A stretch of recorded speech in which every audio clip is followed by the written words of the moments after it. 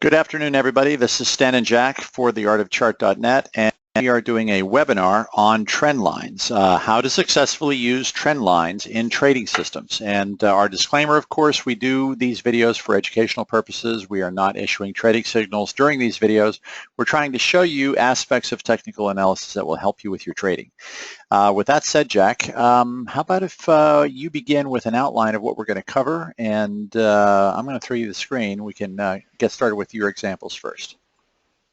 All right. Well, what I'm going to do is I'm going to go through a number of examples. I picked out some interesting ones on stuff that you might be interested in any case. And I've got the first section is going to be about how to draw trend lines. I see a lot of charts posted. Some of them have some very interesting trend lines which aren't really trend lines. In all honesty, I'm not aware of any decent books on how to draw trend lines. I just did it by trial and error, and used what worked and discarded what didn't. I think Stan did the same. Yep, pretty much. So I'm not sure there are any decent books on it, but I can show you easily enough, and there are plenty of examples, and we can run those through. Because the thing is, a trend line is the basic building block of a pattern, and really how you define a trend, and you see when it's ending. And it's really, really important to be able to know at least the basics of how to draw a trend line if you're actually thinking of putting patterns on a chart yourself. So I just wanted to cover that, and then we're going to be talking about various.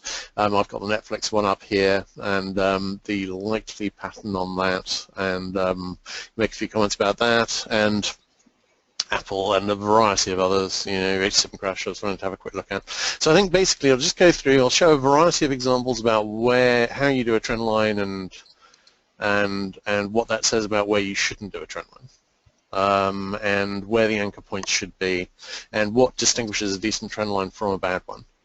All right, great. So shall I begin? Yeah, please. All right, great. And by the way, just one little note, folks, if you have questions about trend lines or anything else technical analysis-wise, put it in the questions tab, and we will get to it as we go along here. All right. Well, I think I shall start actually with the US dollar chart. Now, this is a very important chart. This is the US dollar since this actually goes back further than I've got the data for, but I've seen from a Bloomberg chart that this is actually runs back to a point. This is actually a huge falling wedge, and what we're doing is we're doing the initial breakup, and then after this thrust finishes, which we've got likely up in this area somewhere, then we expect to move back, and that may actually be a retest of broken falling wedge resistance. It's going to be a big move. It's going to seem like a huge move. It just looks like a small move on this chart. But then this chart runs from 1980 and covers an awful lot of territory. This is the spike high in 1985.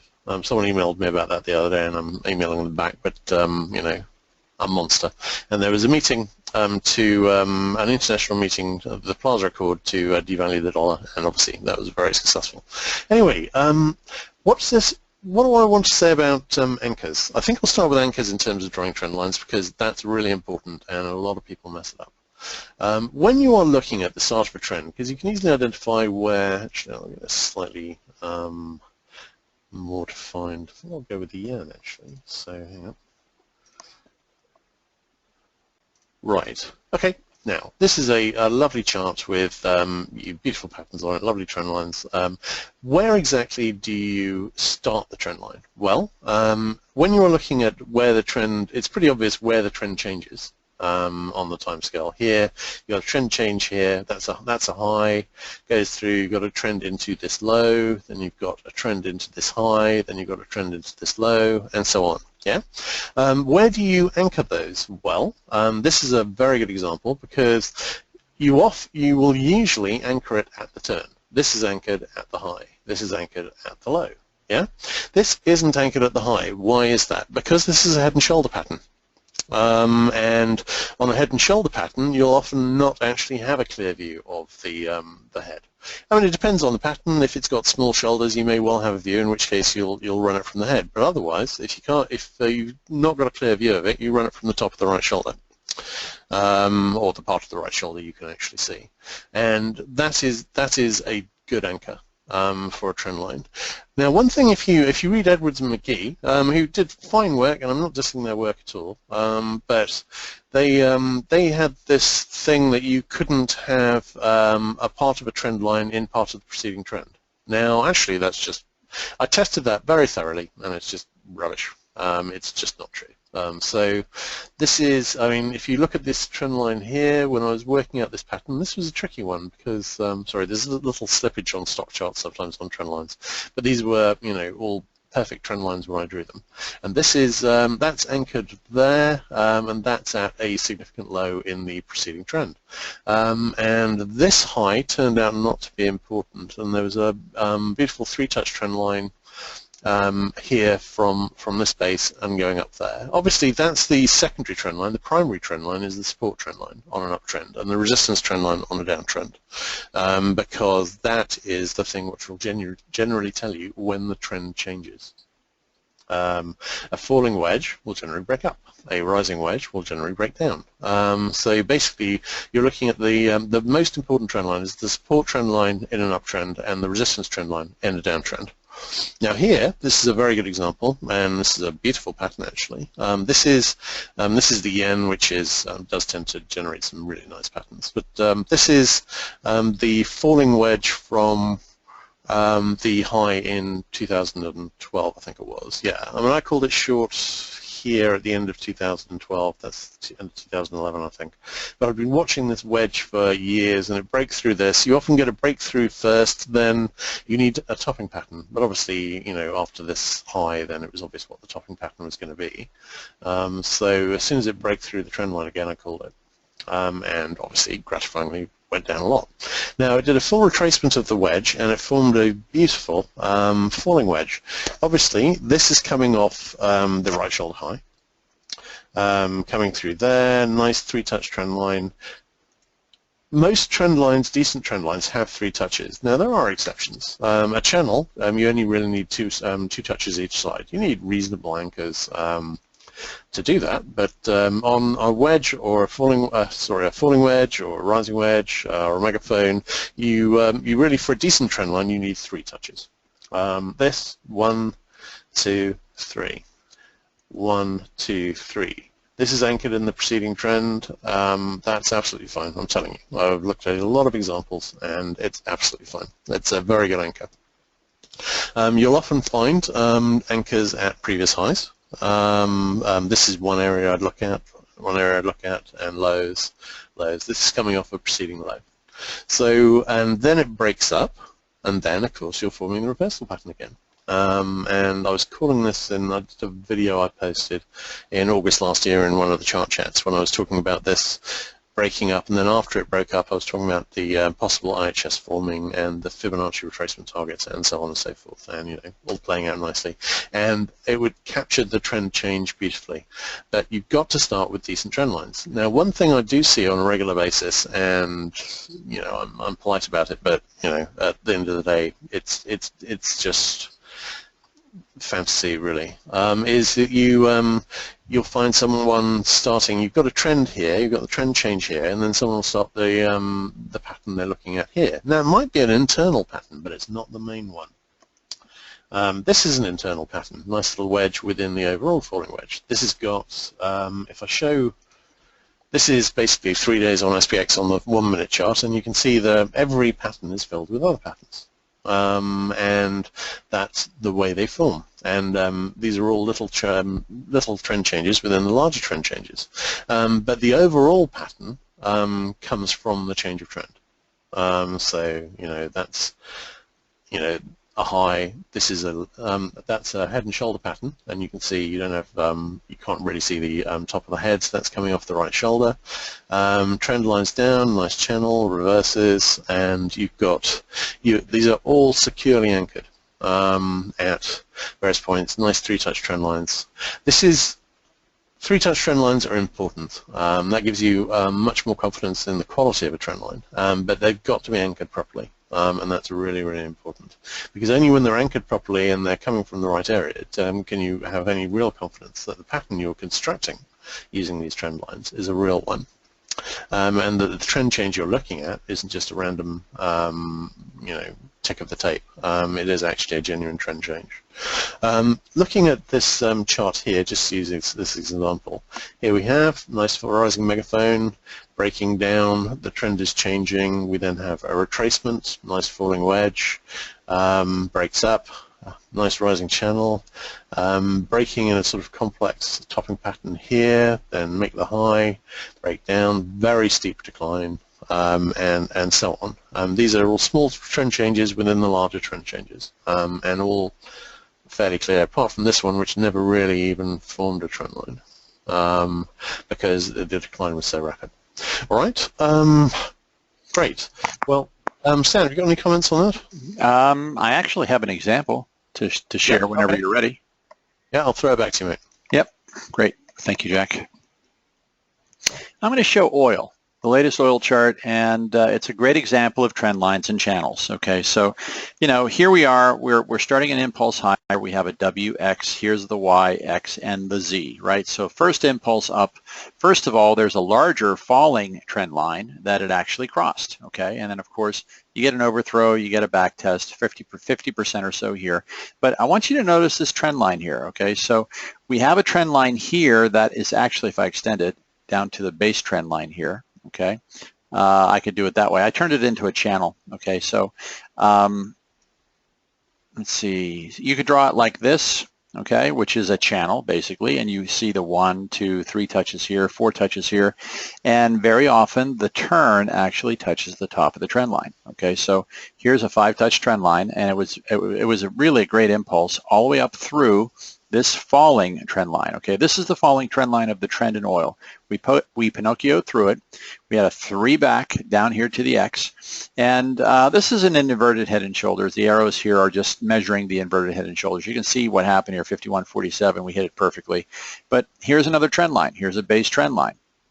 And what do you do when you're long, when you suspect, and we suspected this was a turn, you draw a trend line. You get 2 touches, you extend it, you wait for the 3rd touch, and you wait for it to cross. Well, it crossed right here, and that's a sign that you're going to get, you're going to see some downside. We saw it. Okay, this was an area that we recommended getting long in, and we said watch for $50, right?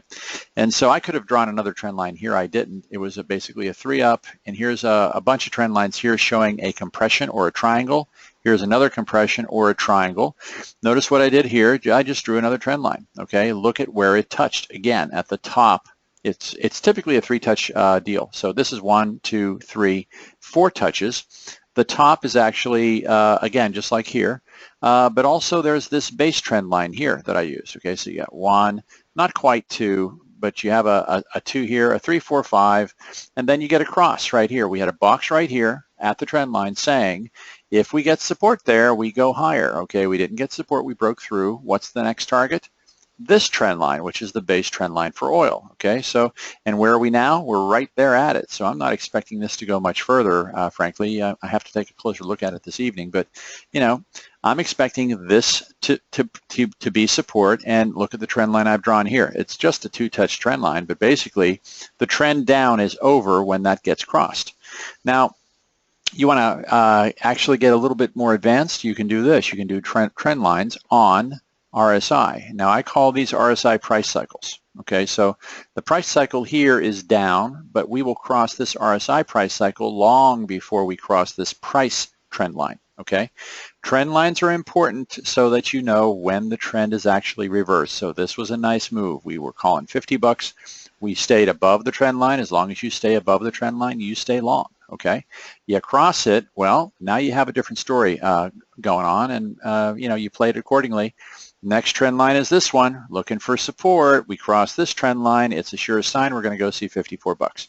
I would expect to see this upper trend line next. We could even go further to the channel trend line. You can see this channel trend line here. Okay, so this is a 3-month chart of oil. You can see just how I use trend lines to help my trading in terms of, when I cross a certain level, it confirms that the trend is over. Okay, even RSI gives you a precursor to that, which is very useful sometimes. And so I use them on a longer term basis, a very long term basis. Like this one here is a long term trend line on oil, and here's one that's just a month long. Here's one that's just 2 weeks long. Here's a triangle that's just a week long, frankly. So, have them at different levels and different lengths, and learn to see using trend lines. I think that's a very important aspect of trading. Okay, so that's what I wanted to say on that. Okay. There's a question here, Jack. I'll just try to answer this. It seems easy in hindsight to determine the major trend change, but how do you determine a trend change in the present moment, or do you do that? First thing, story is I look at RSI. So this is a first clue right here. Okay, when it crosses an RSI trend line break, that's a signal. Okay, this was a trend break right here. Okay, had the box there, said if we find support, we go higher. If we break it, we see this number. Okay, so basically you have to have an either or mindset, because when you approach a trend line, you don't know if it's going to break or not. Nobody does. Okay, so you look at a trend line. If you have to have an either or mindset. You break it with a, and by the way, there are overthrows in trend lines, but you break it with significance. You got to have your alternate figured out before it breaks. Okay, so that's my answer to your question. So in the present moment, yes, you can determine if there's a trend change. So Jack, I don't know if you have an answer to that question as well. I'm going to throw it back to you for your next example. All right, I'll move on to some historic charts here. Actually, I'll use a very famous example. I'm going to look at the, hang on, let's locate it. Right, this is a classic example. This is actually the SPX Weekly 1980 through 1987. So let's have a look at the 87 crash. Now let's have a look at the bull market leading up to it, and because I've read a lot of comments from people, generally not analysts, well, good chartists, but saying that it was very random. There was just an awful lot of selling, and then it bottomed out. But the fact is, a lot of this, the speed certainly was unexpected. Most of the rest of it was actually fairly predictable. We've got a major low here. Well, it's a little further back, but this is the start of the impulse, and this is obviously breaking it up into smaller patterns here. You've got a decent rising wedge that breaks up, and I haven't got the arrows marked on here, but it makes target, and it makes target close to here. We then start forming another pattern, obviously from the break. You're taking this, this is basically one of those rising wedges that breaks up rather than down, and you often get this on continuation on a bull market, and actually we've had it in exactly this bull market. When I called the target at 1950 in early 2013 on SPX, we were looking at exactly this situation. We had a rising wedge that had formed from the 2009 low, and it had broken up. And this is how a wedge breaks up. You break up over the trend line, you probably retest it, as this one has, and then you go. Chances are you will not, you're generally looking at an acceleration of the trend. You shouldn't fall back below this trend line, and it doesn't fall back below this trend line until that impulse is over. So forms a nice rising megaphone. Now, why exactly was it fairly obvious that things were happening? Well, the obvious anchors for this trend are, the ideal anchors are the wave preceding, the beginning and the end. From the beginning, you've got 1, 2, 3, 4 touches, very strong support trend line. And from here, you've got 1, 2, and by the time you've got the 3-touch trend line here, then you know that you're looking at a strong trend line. It doesn't actually touch it here, but that doesn't matter because it comes up and overthrows it here. And it actually comes back and confirms it with a retest after it's broken back down again. So what target do you hit when you overthrow it? Now, they're not always as neat as this, but you run a line from here, and that's where it goes. It overthrows to make that target. At this stage, you are very much looking at a strong candidate for a trend change, at least starting. And there's another. You see these a lot. I call this on the DAX chart, and the DAX chart, frankly, wasn't that easy to call. In terms of for years, I'd been failing to find an overall pattern, and it only really became clear when it reached this level here. And we saw some rejection there, and at that stage it was obvious that the overall pattern was a rising channel, and that the big target for the retracement, which we haven't hit yet, obviously, would be channel support.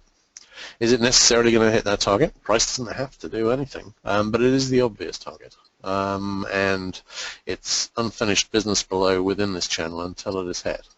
Having said that, we could easily go back, retest these highs, make higher highs, and then come back. We could be forming a topping pattern within that. But you know, the fact is, it defines the trend. And as soon as you've got these 1, 2, 3, 4, you've got a confirmed channel. I called that as a likely high on DAX, and it was. And that's why it was the likely high.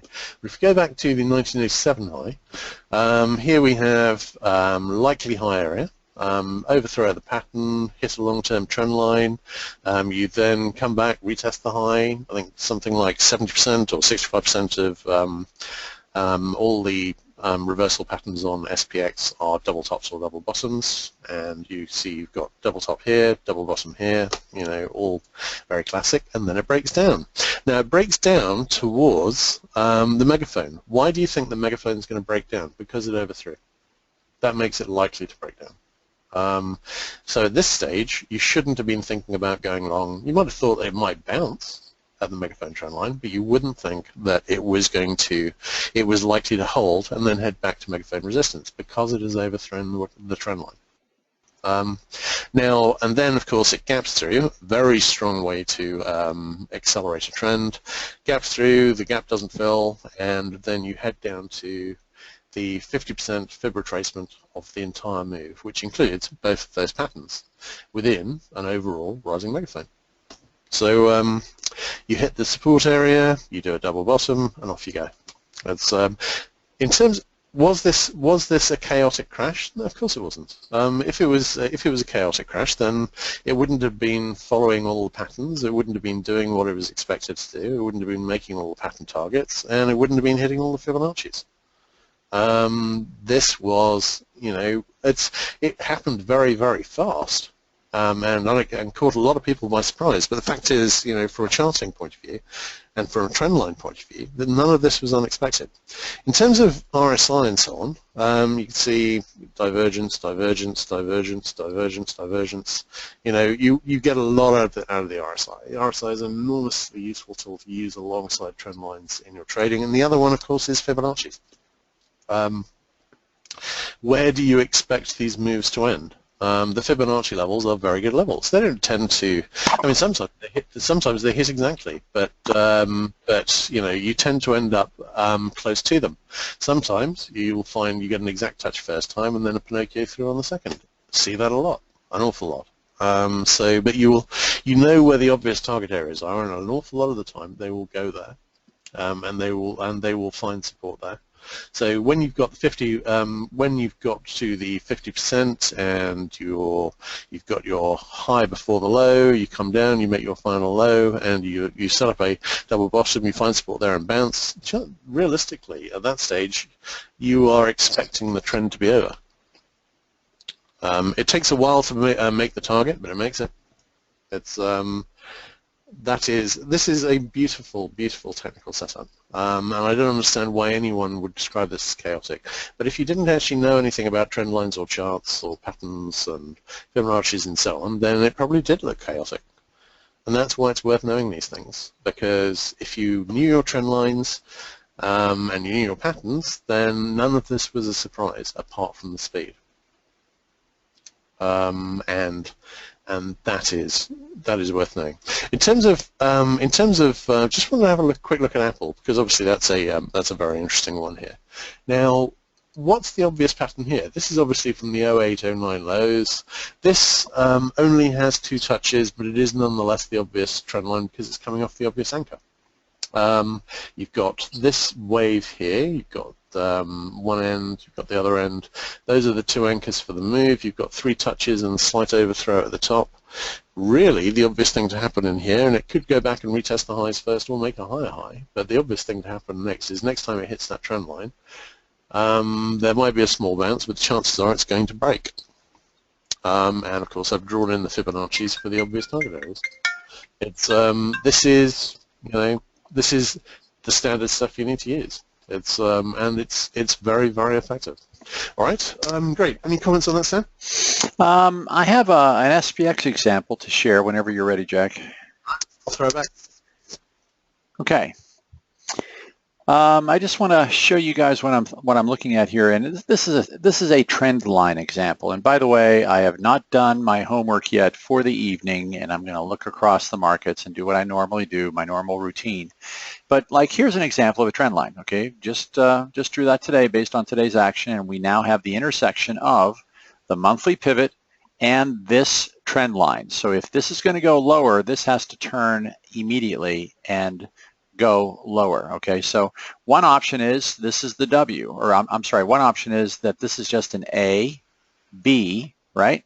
And this is what we were saying last night. Watch this area for a turn, and we basically hit that area, and we would expect a rally. Now, when do you know that the rally is on? When is there confirmation that the rally is on? Okay, well, we have to significantly break this trend line. So a little Pinocchio on one hour bar like that doesn't convince me at all. Okay, does not convince me. Now, by the way, beautiful. Else, hang on. I'll just got one comment on that. Yeah, please. Often you will find that, and this is one thing to be very, very aware of with trend lines, you will often find that you will get a break through a trend line, and then it will fail. Exactly, and by the way, we're putting in X here, so you know this trend line is just the trend line for the W. Okay, so we have a major back test underway right now. This has gone farther than I thought, because I thought it was going to come up here and fill the gap today. Okay, we were talking about 72s, 73s, and it's up here now at 77s. But bottom line is this: we could be putting in the X, and until we cross, in my opinion, this high here that we've just put in, which by the way coincides with the 382 of the previous decline, okay, or of the previous advance, I should say. So we're inside the golden ratio zone here. We broke through the golden ratio zone, the 618 to 382. We broke through it. We're in a back test now. This trend line is going to change, okay? This trend line, let's say we turn right at 83s. Let's say we turn right there. Well, that's going to be the X. And where do you think the next leg down is going to go? Well, let me just show you this real quick, okay? And I am expecting a leg lower, okay? I am not convinced that this is the end of the move. So right now, just based on me doing this quickly without thinking, I'm looking at 24s, okay? So my thinking here is we're putting in the X now. That will form a trend line, a new trend line. This is the trend line basically for the previous move, okay, for the previous move down. We said that there would be a 4 and a 5, and there has been a 4 and a 5. So we're there. This is the big back test. How far can it go? I'm combining a bunch of other techniques here, Jack, just to show that you can't just rely on trend lines alone. 50% back is 84, okay, so 54 back is 84. Can we go see 84s? Absolutely. And 84s is right around the 382, which is right at 83.50. So, you know, can we go marginally higher, then turn, and then see 24s? Absolutely. And that's what I'm expecting. That's basically what I'm expecting. I'm not convinced. This move here feels like a squeeze, and we expected that today. But I'm just saying, I'm going to be expecting some kind of move lower here into the 24th of June. Okay, so that's based partially on just drawing this trend line, okay, that we haven't really significantly broken this yet, and also with the logic and the mindset that, hey, the real trend line is going to be the trend line that touches the X, and that just comes from experience in terms of looking at structure and being able to determine, you know, where the trend ends. This one here was an easy one. Okay, a gap through a trend line like that is a significant signal. Okay, you see a gap through a trend line, that means the trend is done. That's typically a third wave signal right there. So anyway, just wanted to share S&Ps here because I know some folks had a couple of questions about that. And by the way, in terms of, somebody said, what do you think, what do you say, what do the trend lines say about the S&P today? Well, it doesn't really say much of anything because this trend line would be, in my opinion, the most important one. Jack may have a different opinion. And we're right at it right now. We're at the monthly pivot. So that doesn't mean that the trend, I don't believe, is broken yet. I still think we have more downside. We'll see how that plays out. Yeah. So, What I'd add to that is you can't. when you are looking at a trend which might last a while, you can't just take the first trend line. If you look at Stan's chart here, if you take the point that starts with X on about the 18th of May, you've got a first trend line that is a three-touch trend line. Does that break down? Is that the end of the trend? No, it isn't, because that is part of a larger move. Right. And you've got to be aware that it can be part of a large move, and the closer you are to a significant reversal point, the more likely it is that it is part of a larger move. You've got to be aware that there are trends within trends. Yep. And that if you're looking at a smaller degree pattern, you shouldn't expect a larger degree result. Yeah. It's very, very hard on a 5-minute chart to tell if a significant trend is changing. It's the wrong chart to look at, you know. Yeah. I mean, it's subtle. I mean, none of these things really fall into what I would describe as the Hulk smash category of simplicity. These are very complex mathematical patterns. You can break them down and make sense of them, but you have to be aware that they are nonetheless complex. Mm-hmm. And that at the end of the day, you cannot at any point from a chart stand in the middle of the road and say, ES will stop right here and reverse, because you'll end up wearing tire tracks as your fashion accessory. Yeah, mostly. Yeah, because it's just not the way it works. Yep, agreed. I have a question here for you, Jack. How do you use action around trend line tests, breaks and false breaks to manage your existing positions? For example, do you consider exiting around tests and re-entering based upon confirmation of support or a break? It depends where I'm in from. It depends on the time scale of my trade. I mean, if I was, well, do you want to throw me the chart back? Yeah, sure, no problem. I've got some examples to show, actually. All right, great, wonderful. Right. Let's say that I was looking at this Apple chart here. Now, nice weekly sell signal, but it's reached the possible near miss target, and the trend is getting a bit long in the tooth, and we have been consolidating sideways on the RSI. We have been also consolidating sideways on price. What's happening from a trend line point of view? Well, it's pretty much a no-brainer to have been getting short around here. As it is, I don't actually trade Apple much. I chart it, but I use it mainly as an indicator of other things. But you'd be looking to get in there. You might equally have waited for the head and shoulders to form and got in there. And if you were still in, then what you'd probably have been looking at was this trend line here. Coming off well, you could read this as a head-shoulder, but it's probably better as the second high of a double top. And on a double top, you always run the trend line from the second high, not the first. So you've got, and if you can easily see, if you can see the first top through the second, like if it was up here, then the chances are it's not a double top. So you run it from the seconds. That's the obvious anchor. You've got an obvious support trend line. A trend line here. You are looking at a falling wedge that's forming. What's happening here? Well, you've had a break up. You've then had a breakdown. You have found support near the support of the first one. This could well be a double bottom forming. You need to be on notice at this stage that the trend on Apple may well be changing. Now, you haven't sold here, but for exactly the same reason that you don't buy any breakout. You very rarely buy a breakout because that's very rarely the end, unless you've already got a topping or bottoming pattern. You're really looking for the pattern then, and here it is. Could Apple break up and retest this high? Yeah, very much so on this setup, and it may well do exactly that.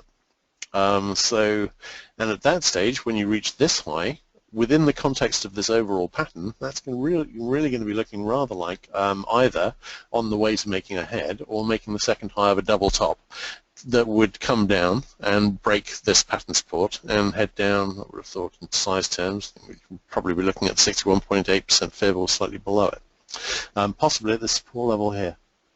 And that is what you would be expecting. As soon as you see that Pinocchio is through the trend line, you're on notice that this wedge may be breaking up. And none of the action since, with the marginal new low, nice looking double bottom setup, which actually approximately retraces, if it plays out, would retrace the whole move. All of this is telling you that it may well do exactly that. Yep. So here, if you were in the short trade here, you would be looking around for the exit on this break here. You'd be thinking it might well retest. There's certainly no particularly obvious inverted head and shoulder option available at that stage.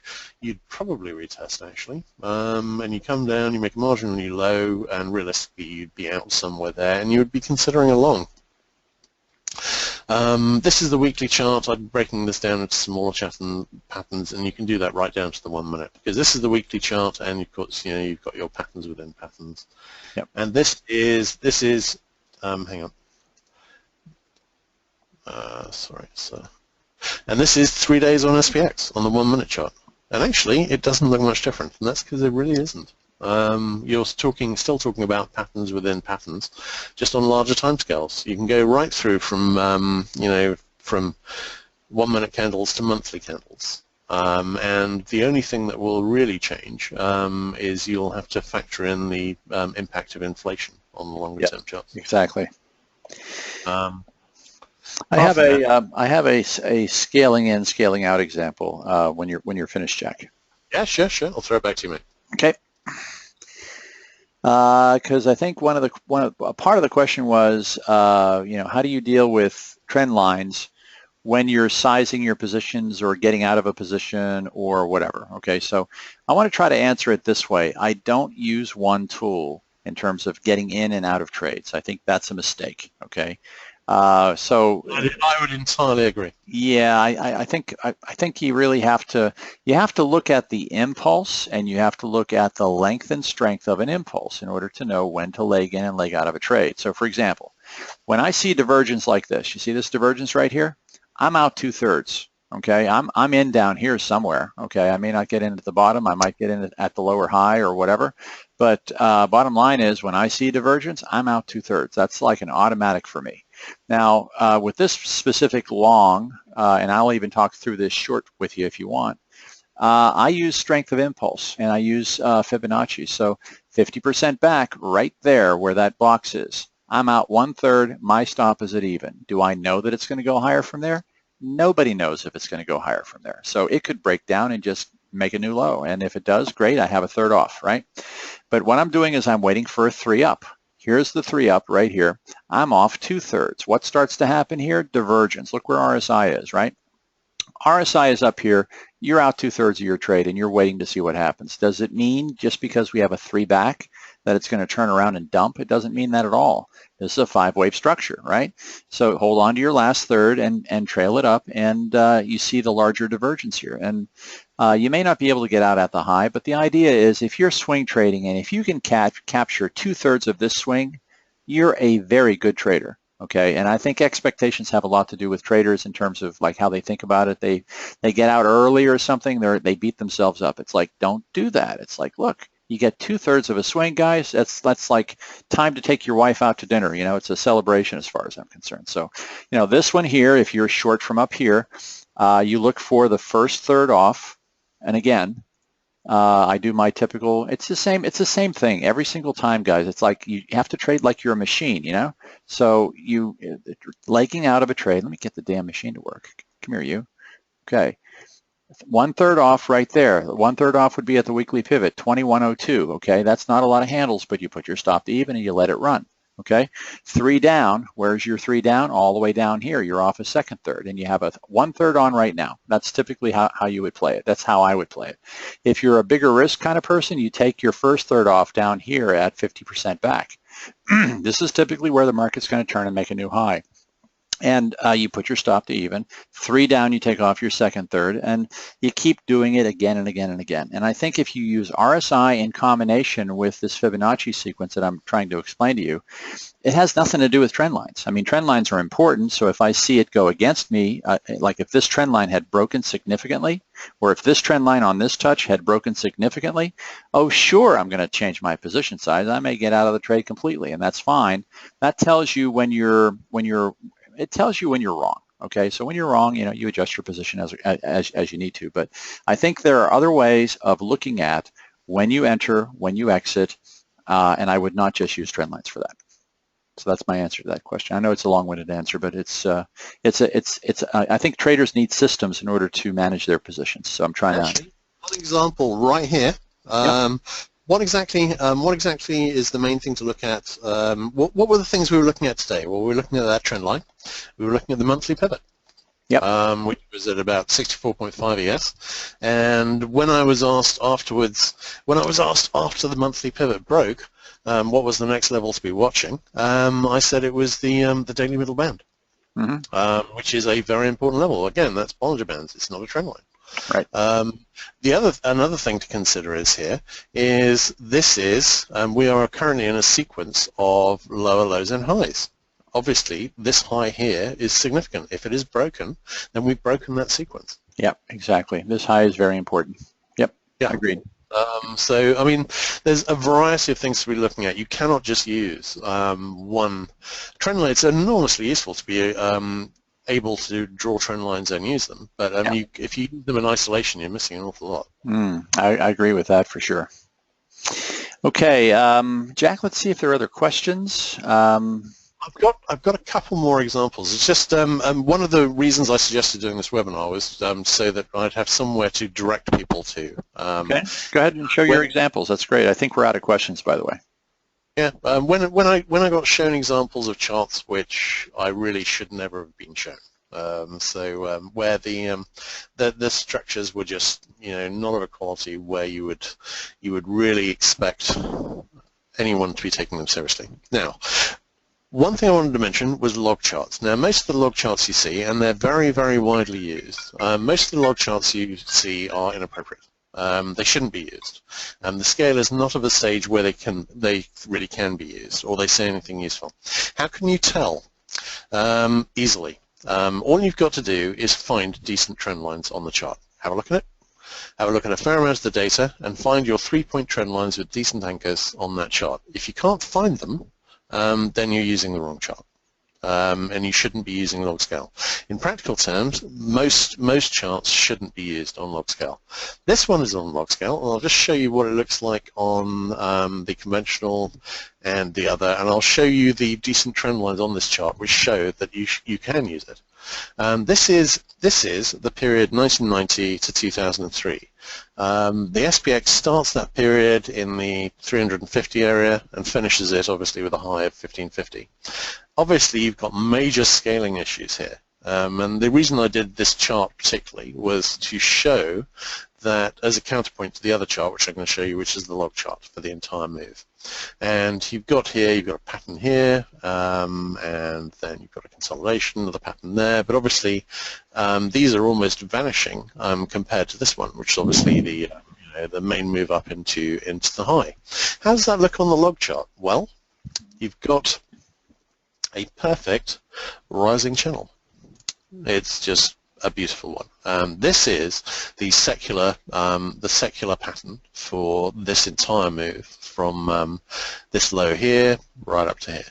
You've got a perfect channel there and overthrow slightly at the high, and then you come down and you're making, this is the pattern for the secular bear market.